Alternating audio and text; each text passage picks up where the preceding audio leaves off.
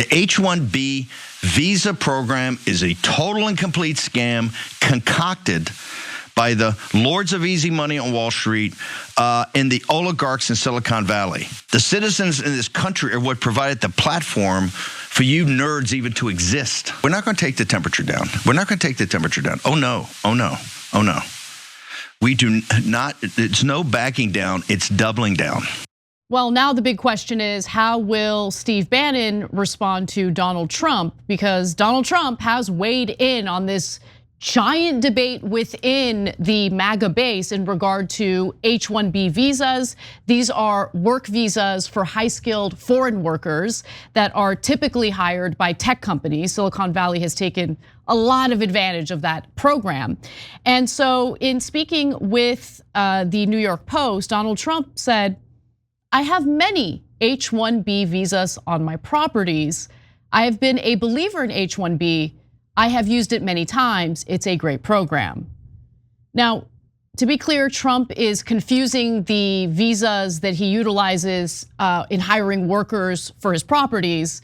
He's using a different type of visa entirely. I'll explain what that is in just a minute. But the debate right now centers on H-1B visas, which focus on high-skilled workers who are typically hired as engineers or to work in IT in Silicon Valley. These are people who have specialized skills. The types of foreign workers that Donald Trump hires for his properties are typically those who have H-2B and H-2A visas, and those are for, unskilled labor, right? Agricultural workers and low-skilled workers to do, work on Mar-a-Lago and other properties like that. I'll get more specific about that in just a minute. But it's really interesting to see how this is playing out, Cenk, because famously Donald Trump has been anti-immigrant, but he has always kind of had that caveat of wanting to bring in immigrants who are high skilled and who he feels are going to contribute to American society. And I remember in his first term, he had a conversation with Steve Bannon about it, and Steve Bannon is anti-immigration, period. He's a hardliner. That's what you heard in the compilation clip in the beginning. And so that debate just kind of went away in the first term, but now it's back because Elon Musk has the president-elect's ear, and he has benefited from foreign workers coming in and working at Tesla and things like that. There are problems with the H-1B visa program. I'll get to that in just a minute, but I'm curious what you think about this internal disagreement. So I think this is absolutely critical, and it has very little to do with the H-1B visas. It has to do with this internal civil war, and whoever wins that, and it might be messy, and it might not be that one side wins definitively for 4 years. It might rock back and forth. We'll see how it plays out. But that's the major story here. The fact that Steve Bannon and Elon Musk are in an all-out brawl, and Trump has to figure out who to side with, is an amazing story. And the fact that it's not absolutely clear which one is right, that they might both be right and wrong in different ways, is also interesting. It is. Because politics used to be so simple, right? The Republicans say this, the Democrats say that. They're both fake. It's good cop, bad cop, and at the end they give the tax cuts to the rich, right? That's how it works 98% of the time. Now, the talking points are out the window, and there's people fighting on the right and the left against each other, et cetera. So along those lines, but I want to come back to H-1B visas, just give you the context of this particular fight. So that's for engineers but not extraordinary. That's a different visa for like extraordinary people that are actors, singers, et cetera, right? Or athletes. So then you've got the H-2B that is for more blue collar workers, and H-2A, which is just strictly for agricultural workers, right?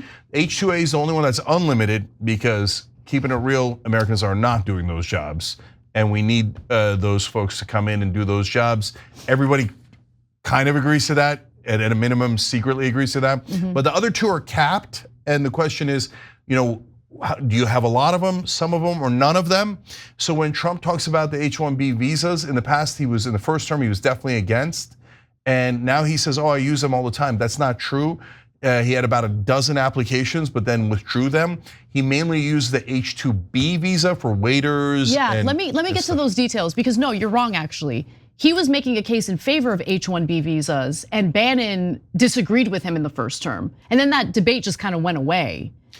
Yeah, it's mixed, Anna. Yeah, I don't know if Because maybe Bannon temporarily persuaded him to be against H-1B visas, but I distinctly remember how Trump was like opening up about like, oh no, but we want the skilled workers to come in. Yeah, I know what you're remembering. It was literally an interview he did with Steve Bannon, I think, on a Sirius satellite radio show. And Steve Bannon said, we don't want these guys coming in from India and China and becoming executives in Silicon Valley. And that's where Trump did the right thing. And he was like, no, what difference does it make as long as they're rich and they're good at what they do, et cetera, right? But technically, he was against H-1B visas in his first term. Okay, all right, so let's get to some more specific details here. So look, the skilled worker program that offers the H-1B visas currently has a cap of 65,000 per year, a number that technology companies have pushed to increase. So the tech CEOs want to lift that cap because let's keep it real, it helps them save on labor costs. This does drive down wages for American workers in this line of work. There's no question about that. Li Fong wrote an excellent piece about very specific companies in Silicon Valley that have really abused this system to the detriment of American workers. So I do think that some who are against the H-1B visas are making a decent point about that. But I also think that we can keep the program while reforming it, because I also think that there might be some instances where we don't have enough American workers for certain specialized jobs, right? It really depends. I do think Americans should be considered first for these jobs, but there is evidence to indicate that that has not been the case, and I'll give you that evidence in a minute. But then you go to the H-2B visas, which are for non-agricultural, unskilled labor. Trump's businesses do benefit from this the most. They're capped at 66,000 per year. And finally, there's the H-2A visas, which are for agricultural workers, and those do not have any caps. So from 2003 to 2017, Trump's companies were approved for more than 1,000 H-2 visas for jobs like cooks, housekeepers, waiters at his properties, including Mar-a-Lago in Palm Beach, Florida, and the Trump National Golf Club in Jupiter, Florida. And then in each instance, the companies have to attest that there's just no American citizen that can perform this job, which I find difficult to believe when it comes to the Mar-a-Lago and the golf club jobs. And then there's the agricultural jobs, right? Currently, Trump's winery in Charlottesville, Virginia is seeking 31 foreign vineyard farm workers under the H-2A program, offering them $15.81 per hour.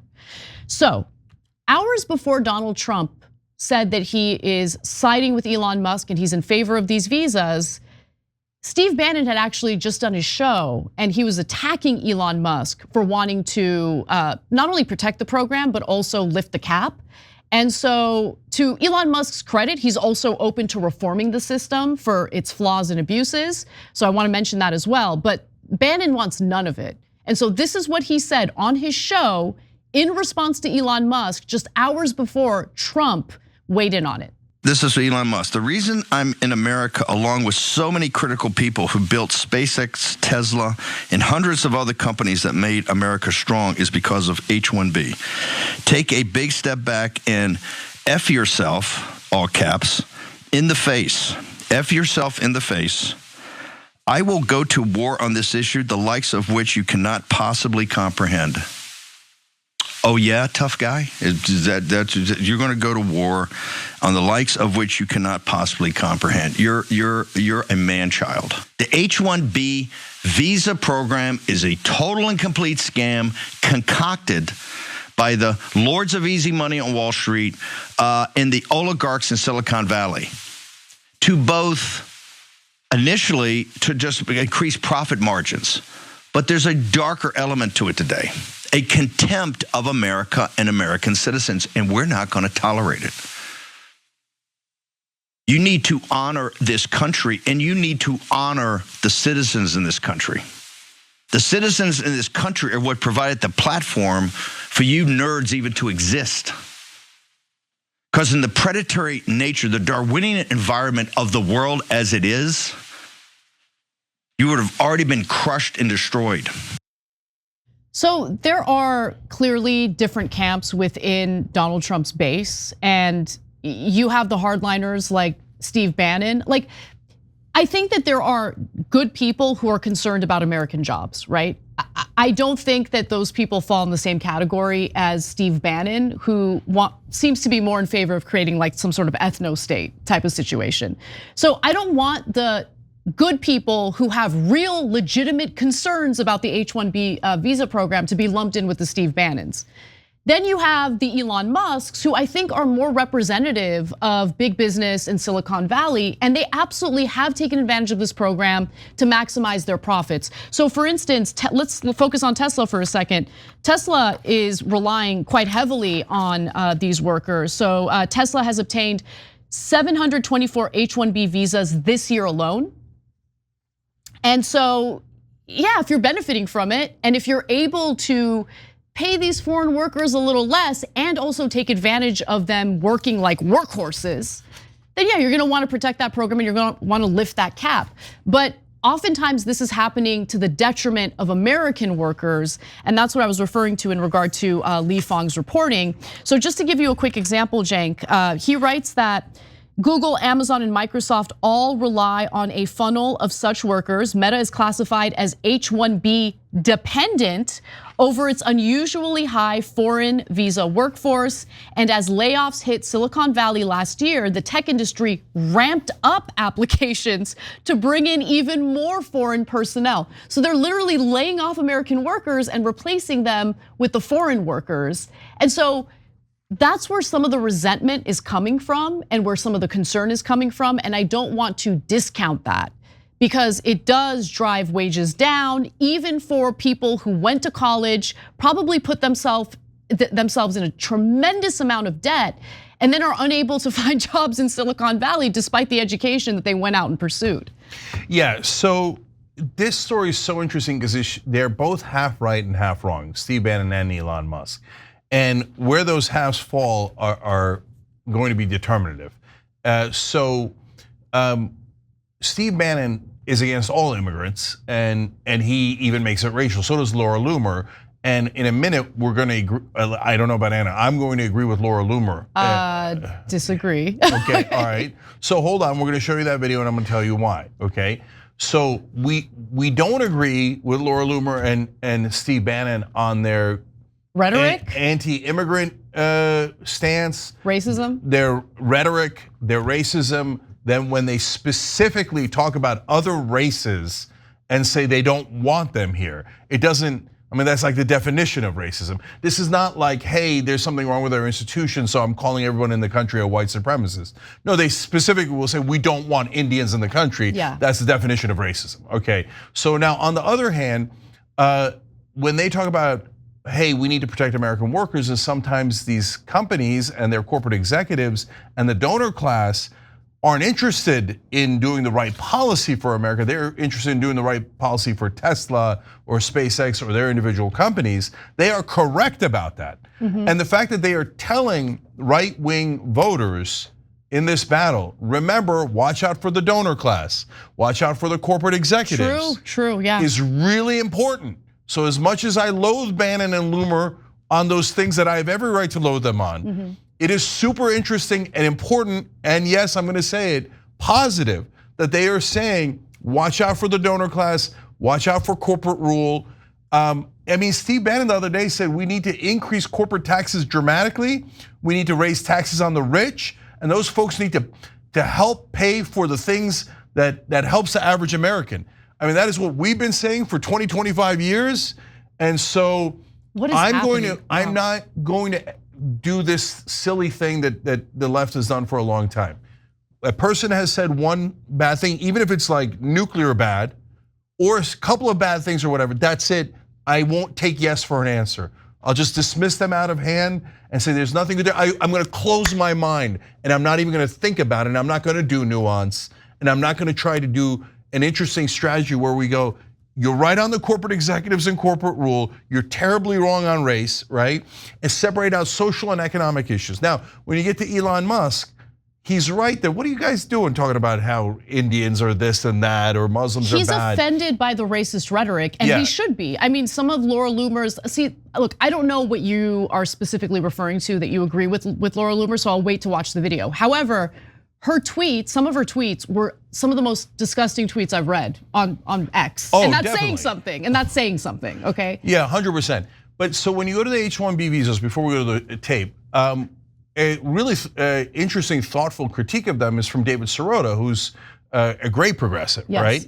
And Sirota talks about, hey, look, they're using these not because they really can't find any engineers in America, just that they don't want to pay the engineers the prices that they would have to pay, the salaries they would have to pay them under normal conditions. So they bring in guys to work at half the rates. And so this is just another form of corruption. And so my guess on H-1B visas is the answer is somewhere in between. That H-1B visas can be used appropriately and can be amazing and wonderful and bring in some top talent from across the world here, which I think is great and strengthens us. But we need to be careful that it's not abused by corporations so that it drives our wages lower, including for engineers, right? But nobody's having that nuanced conversation. So at the end of the day, Trump just goes, Elon or Bannon. Oh, Elon's got way more money, Elon. And he chose Elon and said H-1B visas are great when that was not his earlier position. And he uses H-2B visas, not H-1B visas. So that is inaccurate. So we got the Laura Loomer media clip. Yeah, so let's watch. What we need to have a conversation about is what is it going to mean for the future of our country, our national security, and the incoming Trump administration if we have a bunch of technocrats who are also essentially welfare queens because their companies are receiving government subsidies and they want to take over our defense industry. If you have a bunch of tech bros with billions of dollars and direct unfettered access to the vice president and the president of the United States, and then they are also, very cordial with our adversaries, as in China and Iran. We see that Elon Musk is having these meetings off the books with Iranian officials, with Chinese officials. What does that mean for us and the future of our constitutional republic? Okay, I mean, it bothers me to say it, but almost everything she said there was totally right. So they are getting government subsidies. Elon's companies get enormous government subsidies. They are looking for breaks for their own companies. They do care about making separate deals with China, Iran, and everyone else because a ton of their money, billions and billions of dollars, are tied up in China. That is their interest, not the American interest. Those are two different things. When she called those corporate executives and the corporations themselves welfare queens, something I've called them for a long time and people caught feelings over. They are welfare queens. The oil companies take $30 billion in subsidies and rob us blind every single year. What she said about the Pentagon was right. Now, for those of people who think, well, no, Laura Loomer is unacceptable. You can't ever say she's right, even if she says the sky is blue and the grass is green. She has said the worst possible things about Muslims. I'm Muslim. So I get it. She's terribly wrong on race, right? But at the same time, you have significant portions of MAGA that are now saying corporate rule sucks and I'm tired of taking my taxpayer money and giving it to these executives and to these companies. And let's make sure we're careful about the donor class, even ones next to Donald Trump. That is an excellent development, excellent. They are thinking for themselves. They're looking out for corruption even among Trump's donors. So even if I disagree with them on the H-1B visa, the fact that this rebellion is happening and this civil war is happening is wonderful news. Not because, it's gonna destroy the Republican Party, which is what Rachel Maddow is gonna say, right? But because it's actually showing you that they're thinking for themselves and we might be able to have the most untraditional alliances you have ever seen to actually fight against corporate rule. Issue by issue. Issue by issue. Exactly. So yeah, I mean, I agree. In that clip, what she said was correct. And I will also commend them for engaging in a debate on the substance of this program, right? I think it's important to find solutions. I don't want to get rid of the H-1B visa program, but I do think it needs to be reformed because there is evidence that it's being abused to the detriment of American workers. And I think it's important to protect American workers, especially when they've done what they're supposed to do. They went to school, they took out the student loan debt, and now they're unable to find a job in Silicon Valley because foreign workers are being brought in to maximize profits for these companies. Thanks for watching The Young Turks, really appreciate it. Another way to show support is through YouTube memberships. You'll get to interact with us more. There's live chat emojis, badges. You've got emojis of me, Anna, John, JR. So those are super fun. But you also get playback of our exclusive member-only shows and specials right after they air. So all of that All you gotta do is click that join button right underneath the video. Thank you.